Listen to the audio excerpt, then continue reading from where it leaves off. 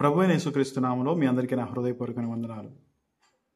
దేవుని పిల్లలారా, మన దేశంలో మనకు న్యాయం జరుగుతుంది అని ఆశించడం అనేది కూడా తప్పే నా ఉద్దేశంలో. ఎందుకంటే ఇక్కడ మీరు చూడండి, 30వ తారీఖు మరి ఆంధ్రజ్యోతి పేపర్లో ఏమని రాశారు? మద్యం మత్తులో వాహనం నడపడం నేరమని పాస్టర్కు ట్రాఫిక్ ఎస్ఐ సుబ్బారావు కౌన్సిలింగ్. ఈ యొక్క మాటను బట్టి అనేక మంది క్రైస్తవులు ఎంతో గలిబిలి చెందారు. ఒక ఎస్ఐ గారు మరి ప్రవీణ్ కుమార్ గారిని చూసి ఆయన మద్యం తాగి డ్రైవింగ్ చేసి మరి ఆయన్ని మందలిచ్చినట్టు ఎంతో స్పష్టంగా ఇక్కడికి రాశారు. అంటే ఈ న్యూస్ చదివిన ప్రపంచం అంతా కూడా అనేక మంది మరి క్రైస్తవ సమాజం ఎంత భయాందోళనకు గురై ఉంటారు. ఏది న్యాయం జరుగుతుంది, అసలు మాకు న్యాయమే లేదా అని ఎంత భయపడి ఉంటారు, ఎంత ఇబ్బంది పడి ఉంటారు. ఇతర వాళ్ళు మరి వేరే మతస్థులు దీన్ని చూసి ఎంత అవహేళన చేసి ఎంత అపహాస్యం చేసుకుని ఉంటారు. మరి ఇలాగా ఎస్ఐ గారి యొక్క మాటలను వక్రీకరించి రాసిన మరి ఈ యొక్క న్యూస్ మీడియాని ఎవరైనా ఏదైనా చేస్తున్నారా, ఏదైనా చేయగలరా?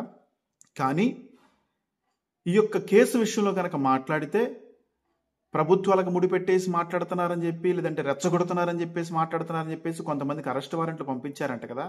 మంచిదే, ఈ యొక్క ఇతరులను రెచ్చగొట్టే కోణంలో మాట్లాడితే మరి ఖచ్చితంగా కఠినంగా వాళ్ళకి బుద్ధి చెప్పాలి, తప్పులేదు, ఓకే. మరి ఇటువంటి దుష్ప్రచారము చేస్తున్న న్యూస్ మీడియా వాళ్లకు కొన్ని వేల మంది, లక్షల మందిని మరి తప్పు ద్రోవ పట్టించే విధంగా న్యూస్ రాస్తూ మరి న్యూస్ చెబుతున్న ఈ మీడియా వాళ్ళకి శిక్ష ఏంటి ఆలోచిస్తున్నారా? అంటే వీళ్ళకి ఎటువంటి శిక్షలు ఉండవు. వీళ్ళు ఎటువంటి మాటలు మాట్లాడినా వాళ్ళు మాత్రం ఎవరు ఏమీ చెయ్యరన్నమాట. చూడండి ఇక్కడ 30వ తారీఖు ఈ విధంగా ఉంది కదా. అసలు ఎస్ఐ గారు చెప్పిన మాటలు ఏంటో ఒకసారి విందాము మనం. అతను వడదెబ్బ తగిలిందేమో అనుకుంటున్నానండి. అతను లాంగ్ హైదరాబాద్ నుంచి వస్తున్నాడు కదా, ఈ ఎండలో వచ్చాడు కదా, దాని మీద నీరసంగా ఉన్నాడు. అదండి. కానీ మిగతా ప్రాంతాల్లో కనపడుతున్న కొన్ని సీసీ ఫుటేజ్ లో అక్కడెక్కడో మద్యం తీసుకున్నాడని, లేకపోతే ఇంకోటి తీసుకున్నాడని ఒక కొంత చర్చ వస్తుంది. పోలీసు కూడా దాని మీద ఎంక్వైరీ జరుగుతుంది.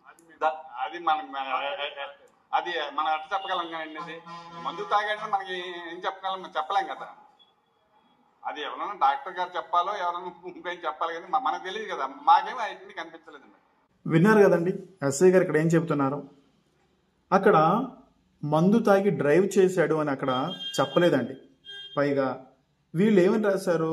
ప్రవీణ్ గారు మందు తాగినట్టు, ఏదో అక్కడ ఎస్ఐ గారు మందలిచ్చినట్టు చెప్తున్నారు. మరి ఇటువంటి దుష్ప్రచారం చేస్తూ అనేక మంది క్రైస్తవులను గలిబిలికి మరి గురి చేస్తున్న వీరి మీద ఎటువంటి చర్యలు తీసుకోవాలి? అంటే వీళ్ళు మనుషులు కాదా? ఈ మీడియా వాళ్ళు మనుషులు కాదా? ఎవరి ఇష్టానుసారంగా వాళ్ళు రాసేసి వారికి నచ్చినట్టు మరి ప్రచురించవచ్చా? ఒకసారి ఆలోచన చేయండి. ఈ దేశంలో న్యాయం ఉందంటారా? నేను దేశాన్ని గురించి మాట్లాడాను కానీ ఈ ప్రభుత్వాన్ని విమర్శించలేదండి. ఈ యొక్క పోలీసు వారిని నేను విమర్శించలేదు. ఏది ఎక్కడ న్యాయం ఉంది? విస్తారంగా ఇలాంటి చెడు ప్రచారం చేసే వారికి ఈ విషయంలో శిక్షలు ఏమన్నా ఉన్నాయా? ఈరోజు ఎటువంటి శిక్షలు వారికి లేవు కాబట్టి ఈరోజు నచ్చిన తంబ్లైన్స్ పెట్టుకుంటూ వారి ఇష్టానుసారంగా వారికి నచ్చింది మాట్లాడుకుంటూ మరి ఈ విధంగా బిహేవ్ చేస్తున్నారు. మరి ఇది ఎక్కడ న్యాయం అండి? మరొక మాట ఏంటి అంటే, ఈ కుర్రవాడి విషయంలోనే, అంటే ఈ టీ క్యాంటీన్లో మరి పనిచేసే కుర్రవాడి విషయంలో కూడా మరి ఏబిఎన్ ఛానల్ వాళ్ళు ఏదో తప్పుగా మాట్లాడారంట. మరి ఆ యొక్క కుర్రవాడు ఒక స్పందన ఏంటో ఒకసారి చూడండి. ఆయన చూసి గుర్తుపట్టానని చెప్పేసి ఏబిఎన్ నోడు న్యూస్ వదిలాడు. ఏమండి, నేను చూసి గుర్తుపడితే పాస్టర్ గారిని నా రూములో తీసుకెళ్లి పెట్టుకుంటాను కదా. చెప్పండి, నేను చూసి గుర్తుపడితే ముందు ఏ పాస్టర్ అయినా సరే, చిన్న లోదర చర్చి భాషన, హోసన్న చర్చి భాష, ఏ చర్చి భాష అయినా సరే, ఒక చర్చికి వెళ్ళే విశ్వాసి కానీ ఒక వ్యక్తి కావచ్చు, ఎవరైనా ఎవరస్తుడు కావచ్చు, ఆ సిచ్యువేషన్ లో తెలిసి ఉంటే తీసుకెళ్తాడు. నీరసంగా ఉన్న వ్యక్తిని తీసుకెళ్లి ఇంట్లో పెట్టుకుంటాడు. సార్ తినండి, రెస్ట్ తీసుకోండి, తర్వాత వెళ్తుంది కానీ లైట్ బాగలేదు అని చెప్పి తీసుకెళ్తారు. నేను చెప్పింది ఒకటి, మీరు కట్ చేసుకొని మీకు నచ్చినట్టు కట్ చేసుకొని మీకు యూజ్ చేసుకుంటే ఎట్లా? ఆయన అడిగింది క్వశ్చన్ ఏబిఎన్ నోడు, మీకు ఎప్పుడు తెలిసిందండి అంటే 4 రోజుల తర్వాత తెలిసింది నాకు. అది క్రైమ్ సార్ వచ్చి ఇన్వెస్టిగేషన్ చేసేటప్పుడు అప్పుడు నేను చూశాను సార్ యూట్యూబ్ లో, ఆ బుల్లెట్ బండి గుర్తుపట్టాను, ఆయనే నాకు పాస్టర్ గారు తెలిసిందని చెప్పి నేను చెప్పాను. దాన్ని కట్ చేసి ఇది యాడ్ చేశాడు. నేను చూడగానే తెలిసింది ఆయన భాస్కర్ గారిని గుర్తుపట్టానని చెప్పేసి ఇష్టం వచ్చినట్టు రాసి పడదాం కదా మరి ఏబి అన్నాడు. ఆయన చేతిలో ఉన్నట్టుగా రాసుకుంటే ఎలా? నీ ఇష్టమా న్యూస్ రాసుకోవడానికి? నీ ఇష్టం వచ్చినట్టు నేను చెప్పింది ఒక మాట, నీ ఇష్టం వచ్చినట్టు రాసుకుంటే ఎట్టా? విన్నారు కదండి. మరి ఈ కుర్రోడు విషయంలో కూడా మరి ఏబిఎన్ వాళ్ళు తప్పుడు ప్రచారం చేశారంట. ఈ కుర్రోడు గురించి మరి తప్పుగా మాట్లాడినట్టేగా, క్రైస్తవ సమాజంలో ఈ కుర్రోడిని మరి చెడ్డగా చిత్రీకరించినట్టే కదా. మరి ఈ కారణాల వల్ల మరి ఇటువంటి న్యూస్ మీడియా వారికి ఏదైనా శిక్ష విధిస్తారా? విధించరు కదా. ఓకే, మరి చూడండి, మీకు అర్థమవుతుందా? న్యాయము అనేది ఎక్కడ ఉంది? ఎవరిని నమ్మాలి మనము? సామాన్యుల్ని, లేదంటే వారికి నచ్చినట్టుగా బిహేవ్ చేస్తే ఒకలాగా, వారికి నచ్చనట్టుగా బిహేవ్ చేస్తే ఒకలాగా చట్టాలు? మరి మీరే ఆలోచన చేయాలి. సమన్యాయం అనేది ఎక్కడా కూడా కనిపించడం లేదు. మరొక విషయం నాకు తెలిసిందండి, చాలా కొత్తగా తెలిసింది. మరి ఈ యొక్క బిగ్ టీవీ కూడా వాస్తవానికి బిగ్ టీవీయే కానీ, లేదంటే అన్ని న్యూస్ ఛానల్స్ అండి, ముఖ్యంగా RTV కూడా. ఓకే, మరి వీళ్ళందరూ కూడా తప్పుడు సమాచారాన్ని స్ప్రెడ్ చేసిన వాళ్ళే. మా దగ్గర ఆధారాలు ఉన్నాయి. కానీ ఇక్కడ విషయం ఏంటంటే, వాళ్ళకి నచ్చినట్టు వాళ్ళు థంబ్నెయిల్స్ పెట్టుకోవచ్చు, వాళ్ళకి నచ్చినట్టు వాళ్ళు న్యూస్ని ప్రచారం చేసుకోవచ్చు, వాళ్ళకి రైట్స్ ఉన్నాయి. కానీ ఒక వ్యక్తి, ఒక క్రైస్తవుడు తన గొంతు విప్పి మరి తను న్యాయం కావాలని కొంచెం కోపంగా, లేదంటే వేరొక విధంగా మాట్లాడితే మాత్రం తప్పు. అంటే మరీ దారుణంగా ఇతరులను రెచ్చగొట్టే కోణంలో మాట్లాడడం తప్పేనండి. దాన్ని నేను ఖచ్చితంగా ఖండిస్తున్నాను. కానీ న్యాయం గురించి మాట్లాడితే వీళ్ళని కూడా శిక్షించాలి కదా అనేది నా యొక్క ప్రశ్న అన్నమాట. చూడండి, ఈ బిగ్ టీవీ వాళ్ళ దాంట్లో ఎలా ప్రచారం చేశారో ఒక విషయం నాకు ఇప్పుడే అర్థమైంది అన్నమాట. చూడండి, ఏదైతే పాస్టర్ ప్రవీణ్ కి సంబంధించిన ఆయన జరిగిన ప్రమాదానికి సంబంధించి రకరకాల అభిప్రాయాలు, రకరకాల విషయాలు వ్యక్తమవుతున్న పరిస్థితి కనిపిస్తా ఉంది. ప్రస్తుతం ఎస్ఐ గారికి సంబంధించిన ఎస్ఐ గారికి సంబంధించిన ఫోటోలు కూడా ఫోన్ లో ఆయన ఎస్ఐ గారు ఫోటో తీశారు. ఎస్ఐ గారు ఫోటోలు తీశారంట.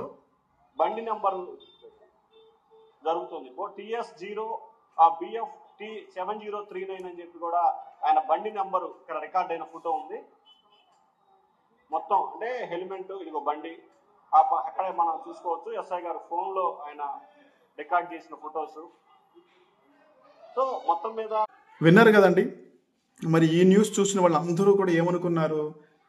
RTV వాడు మరి రిలీజ్ చేసిన ఫోటోలను, RTV వాడు కాదు, ఇంకొక ఛానల్ అతను రిలీజ్ చేసిన రైట్ RTV వాడు రిలీజ్ చేసిన వీడియోలను, లేదంటే ఈ ఫొటోస్ని ఎస్ఐ గారు తీశారు అని చెప్పి ఇక్కడ చెప్పడం జరిగింది. ఎస్ఐ గారు రికార్డ్ చేశారు అన్నట్టు చెప్పడం జరిగింది అనమాట.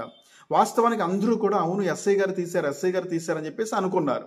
కానీ ఈ ఫొటోస్ను ఎస్ఐ గారు తీయలేదు, ఈ వీడియో రికార్డ్ అనేది ఎస్ఐ గారు తీయలేదు అనే విషయం ఇంకొక దాంట్లో ఆయనే చెప్తాడు. చూడండి ఒకసారి.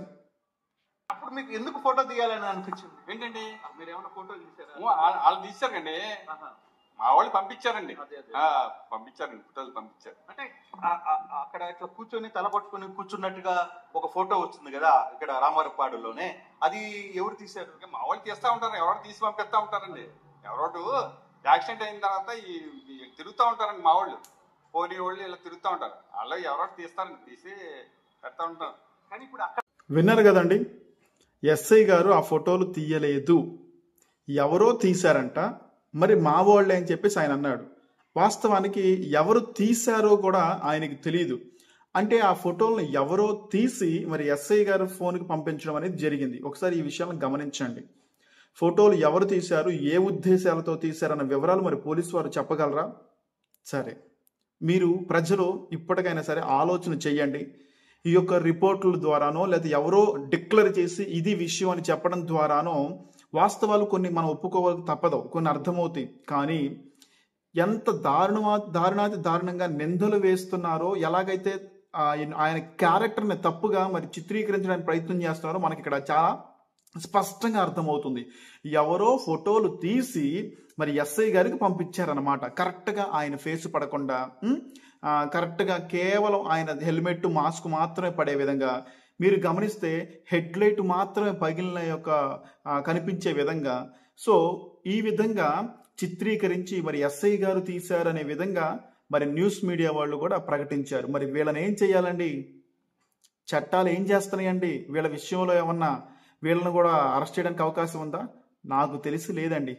సో అందరికీ సమన్యాయం లేదు ఈ దేశంలో. కాబట్టి మనం ఎంత కష్టపడినా, మనం ఎన్ని విషయాలు మాట్లాడినా వాళ్ళు చెప్పిందే నిజం, వాళ్ళు చెప్పేదే కరెక్ట్. కానీ మన ప్రశ్నలకు జవాబులు చెబుతారా అంటే చెప్పరు. ఇది అందరికీ షేర్ చేయండి. ఈ వాస్తవాలను క్రైస్తవ సమాజం అంతా గమనించండి. ఒక్కొక్కరు ఒక్కొక్క విధంగా ఎలాంటి మాటలు మాట్లాడుతున్నారు, ఎలాగ వక్రీకరించి న్యూస్ మీడియా ప్రచారం చేస్తుంది అనేది మనకి స్పష్టంగా అర్థమవుతుంది. అందరికీ వందనాలండి. Thank you.